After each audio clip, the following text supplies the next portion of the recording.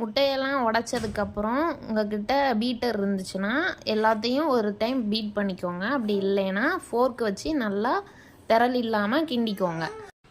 ஃப்ளேவருக்காக ஏலக்காவை நல்லா பொடி பண்ணி ஒரு 3 ஏலக்காய் மாதிரி சேர்த்துக்கோங்க. அப்புறம் அதையும் நல்லா மிக்ஸ் பண்ணி விட்டுக்கணும். ரெடி பண்ணி வச்சுருக்க கலவையை அடுப்பில் வச்சு கொஞ்சம் கட்டிப்பதம் வர வரைக்கும் நல்லா கிண்டி விட்டுக்கோங்க.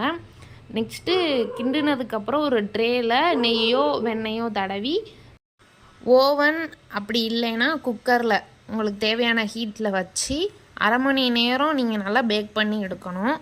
எடுத்தால் ப்ரௌனிஷாக உங்களுக்கு வரும். இதில் வந்து நான் நட்ஸாக பாதாம், முந்திரி, அப்புறம் பூசணி விதை சேர்த்துருக்கேன். உங்களுக்கு என்னென்ன நட்ஸு சேர்க்கணுமோ நீங்கள் அதை சேர்த்துக்கோங்க.